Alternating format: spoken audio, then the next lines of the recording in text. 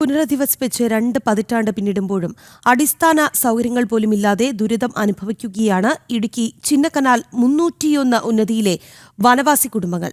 നിരവധി അപേക്ഷകൾ നൽകിയെങ്കിലും വിവിധ വകുപ്പുകൾ തിരിഞ്ഞു നോക്കുന്നില്ല എന്നാണ് ഇവർ പരാതിപ്പെടുന്നത്.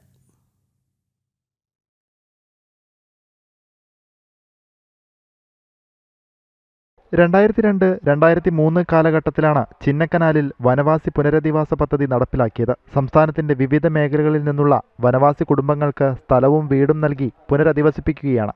എന്നാൽ ഇതിനുശേഷം ഇവർക്ക് വേണ്ട അടിസ്ഥാന സൗകര്യങ്ങളൊന്നും നടപ്പിലാക്കുന്നതിന് അധികൃതർ തയ്യാറായിട്ടില്ലെന്നതാണ് കുടുംബങ്ങളുടെ പരാതി.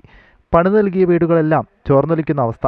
കാട്ടാനകൾ കൂട്ടത്തോടെ ഉന്നതിക്കുള്ളിൽ തമ്പടിക്കുന്നു. കാട്ടാനകളെ പേടിച്ച് ഉറക്കം നഷ്ടപ്പെട്ടതോടെ നിരവധി കുടുംബങ്ങൾ വീടും സ്ഥലവും ഉപേക്ഷിച്ചുപോയി. കാട്ടാന പ്രതിരോധത്തിനായി മുള്ളുവേലി പോലും ഇവിടെ സ്ഥാപിച്ചിട്ടില്ല.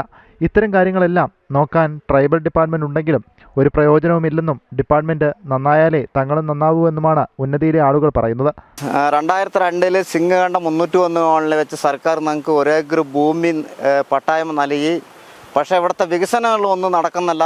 ഇവിടുത്തെ കോളനിയിലകത്തെ ഉദ്യോഗസ്ഥന്മാരെല്ലാം അറിയുന്നുണ്ട്, കാണുന്നുണ്ട്. പക്ഷേ ഞങ്ങൾക്ക് ട്രൈബൽ ഡിപ്പാർട്ട്മെൻ്റ് ഉണ്ട്. പക്ഷേ ഇരുന്നിട്ട് കാര്യമില്ല. പക്ഷേ അവർ നന്നായാൽ ഞങ്ങൾ നന്നായാലേ അവർ ഒന്നും തിരിഞ്ഞു നോക്കുന്നില്ല ഞങ്ങളുടെ 301 കോളനിയിലേക്ക്. പ്രദേശത്തേക്കുള്ള റോഡ് നിർമ്മാണവും ഇതുവരെ പൂർത്തീകരിച്ചിട്ടില്ല. റോഡിന്റെ കുറച്ചു ഭാഗം കോൺക്രീറ്റ് നടത്തിയിട്ടുണ്ടെങ്കിലും ബാക്കി ഭാഗം പൂർണ്ണമായി തകർന്നു കിടക്കുകയാണ്. 2 പതിറ്റാണ്ട് പിന്നിടുമ്പോഴും റോഡ് പോലും നിർമ്മിച്ചു നൽകാതെ തങ്ങളെ അവഗണിക്കുകയാണ് എന്നാണ് ഉന്നതിയിലെ താമസക്കാരുടെ പരാതി. ജനം, ഇടുക്കി.